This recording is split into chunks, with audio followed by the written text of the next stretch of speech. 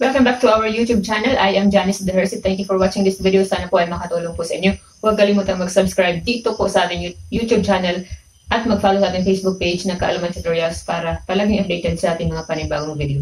So in this video, pag-uusapan natin, ituturo ko po sa inyo paano ba magkaroon ng PSA birth certificate na hindi na kailangan magtungo or magpunta ng PSA branch. Pero ito po ay gagawin online at medyo mahal po yung presyo kumpara po doon sa kung kayo mismo ang pupunta sa PSA branch. So, syempre, minsan medyo busy tayo at hindi tayo makapag-absent sa work para magpunta ng PSA branch, kaya mas mabuti na yung magpa-online delivery. Minsan din, mas nakakatipid pa tayo, lalong-lalo na kung medyo may kalayuan tayo sa PSA branch. So, huwag na natin patagalin. Ituturo ko na sa inyo kung saan ba maaaring mag-order. Legit na website mismo ng PSA itong pag-orderan natin ng PSA documents. So, bago ang lahat, beware nga po pala sa mga scammers. Marami pong nag-o-offer na sila yung mag-order sa inyo. So, kayo mismo ang mag-online, kayo mismo ang mag-fill up ng form sa website na ituturo po natin. Dahil ito, again, ito ay website po mismo ng PSA. Pwede din po kayong mag-comment dito sa ating video kung gusto niyo po kung gusto po kayo na tulungan ko kayo, or kung gusto niyo po na ako mismo yung mag-online or mag-order po ng inyong PSA documents. Pero syempre, hindi po tayo libre, pero kunting-kunti lamang po yung fee na hihingin po natin para naman, at least naman, pambayad doon sa effort na gagawin ko, di ba? Kasi medyo marami yung ipi-fill up, tapos it will consume also my time na medyo busy rin po tayo. Pero kung libre po tayo, pwede po at sobrang mura lang po ng ating magiging fee para sa pag-process online. So, paano nga ba kumuha ng PSA birth certificate na hindi na kailangan pumunta sa branch? Ito po yung tinatawag natin na online delivery na i-deliver mismo sa inyong bahay, or kung gusto ninyo ay pwede rin po na i-pick up niyo po sa LBC branches.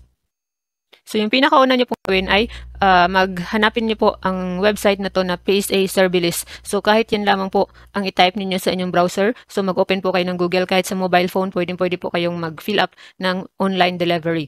So, PSA Serbilis po yung website na pupuntahan po ninyo. Pagkatapos ay makikita nyo na po ito. Pagka-click nyo po ng PSA Serbilis na website, so makikita nyo na po ito. So, pipili po kayo dyan. Kung gusto niyo po ng birth certificate, ito po yung i-click po ninyo. So, pwede rin ang marriage certificate, death, at saka sinumar. So, pagka-click niyo po nitong birth certificate, so ito na po yung lalabas. So, unang-una, makikita niyo muna dito yung mga terms and conditions. So, sa payment, 330 pesos nga po tulad ng sabi ko kanina, kung delivery destination sa loob lamang ng Pilipinas. So, pwede siyang i-pick up sa LBC branch, pero parehas lang po yung bayad. Kung i-pick up mo sa LBC branch, 330 pesos pa rin. Kung i-deliver mismo sa iyong bahay, 330 pesos pa rin yung bayad. Tapos, take note po na bawal po, hindi na po i-refund at hindi na po pwedeng makancel. So, magbabayad kasi kayo pagkatapos niyo pong mag-fill up online. Mamaya, pag-uusapan din natin kung paano ba magbayad hanggang sa makuha mo yung resibo mo.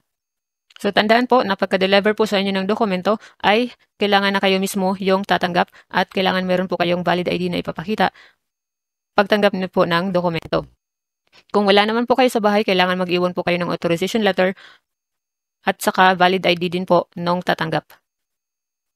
So, gaano katagal? So, within Metro Manila yung destination, so mga 3 to 4 working days. Kung outside naman, mga 7 days for areas that are outside of Courier Standard serviceable areas.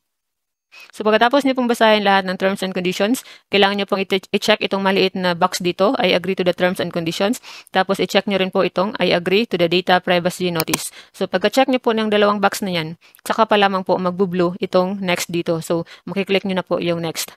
Pagka-click po ng next, meron pong lalabas na ganito. So, please answer the following questions accurately. So, number 1, was there any correction or amendment done to the birth certificate you are applying for? So, kung wala namang correction na ginawa sa inyong birth certificate, no, yung pipiliin mo. Tapos, number 2, were you able to previously get a copy? So, kung nakatanggap na ba kayo ng kopya ng PSA dati? So, kung first time nyo pang kukuha ng PSA copy ng dokumento na kung ano yung kukunin ninyo, so, kung first time, so, no, yung pipiliin mo. So, kung nakapag-claim ka na dati, so, itong yes yung i-click mo. Tapos, click mo na itong next. So, ito na yung lalabas. Ito na yung mga pifilapan. Dapat ay alam mo. Siyempre, kung ikaw mismo yung may-ari ng dokumento, dapat ay alam mo ito.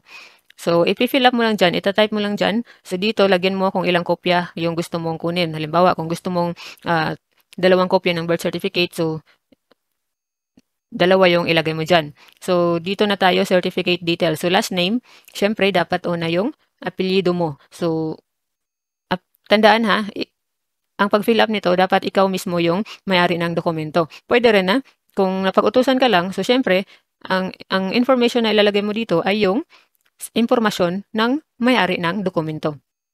So, last name, so syempre yung apelido, tapos first name, yung unang pangalan. Tapos yung middle name, so tandaan, middle name. So, kompleto dapat yung pangalan, apelido ng yung ina. So, sa place of birth naman dito, so, automatic na yan nakalagay dyan ng Philippines. Tapos, dito sa place of birth, sa probinsya, i-click mo itong maliit na arrow dito. Pagka-click mo yan, lalabas dyan yung mga options. So, piliin kung saan kang province. Tapos, sa place of birth naman sa city or municipality, ganun pa din. I-click mo lang itong maliit na arrow dito. Lalabas na yung lahat ng pagpipilian.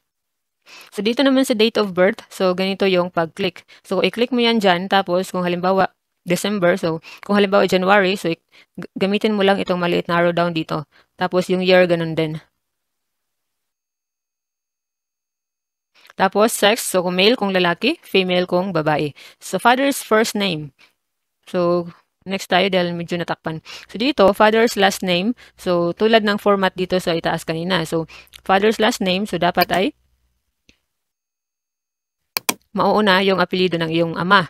Tapos dito yung pangalan ng iyong ama. Tapos dito ang middle name ng iyong ama. Dito naman, mother's maiden last name. So, tandaan, ito ay dapat ay apelido ng iyong ina pagkadalaga. Dito naman sa mother's maiden first name, so yung kanyang pangalan. At dito ay ang mother's maiden middle name. So, middle name niya pagkadalaga. So, ibig sabihin, yung kanyang mother's maiden name, yan po ang apelido ng iyong ina pagkadalaga na siyang middle name mo ngayon. Okay? Tapos dito naman sa mother's maiden middle to ay ang apelyido ng iyong lula sa mother side. Tama ba? Mother's maiden middle name. So next, so dito makikita yung relationship to the document owner. So, papakita natin yung pagpipilian. So, ito yung lalabas pagka-click mo nitong maliit na arrow down. So, kung ikaw ay napag-utusan lang, so, ito yung i-click mo, authorized guardian or institution in charge. So, kung nandito naman sa choices kung ano yung relationship mo sa owner, so kung ikaw mismo ang may-ari ng dokumento, yung pipiliin mo ay ito, yung self. Self yung i-click mo. So, kung kuya mo, so itong brother. So, kung pinsan, itong cousin. So, ayan, nandyan lahat. Kung wala ka dito sa lahat ng nabanggit, so ito na yung i-click mo na authorized guardian. Kung napag-utusan ka lang at hindi mo ka ano-ano. Tapos, dito na merong question dito, documents for delivery to an embassy or government agency. So, kung personal mo lang, so no, yung pipiliin mo. Tapos, huwag mo nang lagyan itong delivery to. Purpose of request, so select purpose of request. So, depende kung ano yun, para saan mo gagamitin. Meron dyang options na employment abroad, employment local, mga ganun. Tapos,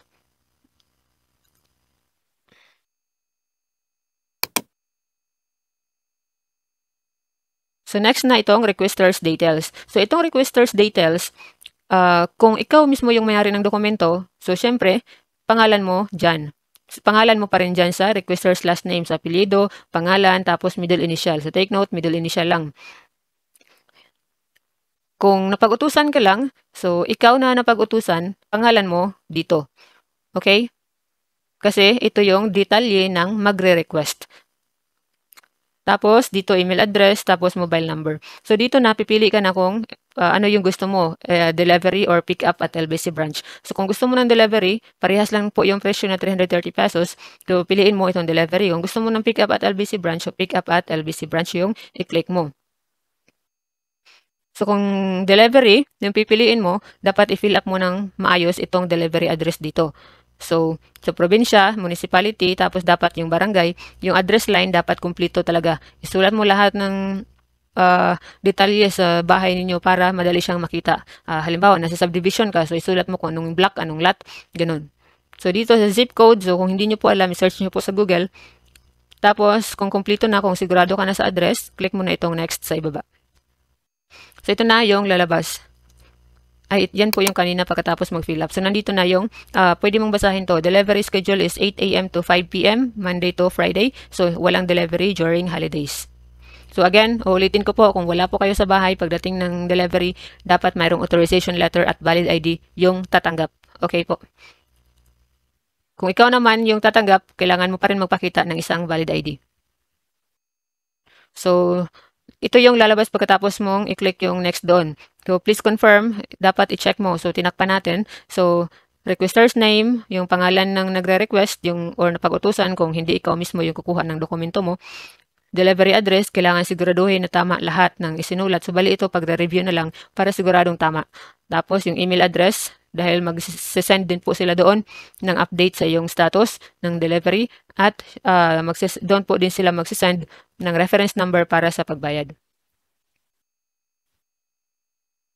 So, pagkatapos nun, so sa pinakadulo, makikita mo itong confirm. So, kung mayroon kang gustong i-edit sa iyong information, so itong edit ang i-click mo. Kung okay na lahat, itong confirm na ang i-click mo. So, pagkatapos nun, nandito na yung summary. So, contact and delivery information, yung kanina yung pinakita natin. Tapos dito sa itaas, makikita mo, meron ng reference number dyan. So, ito na yung reference number na gagamitin mo pagbayad.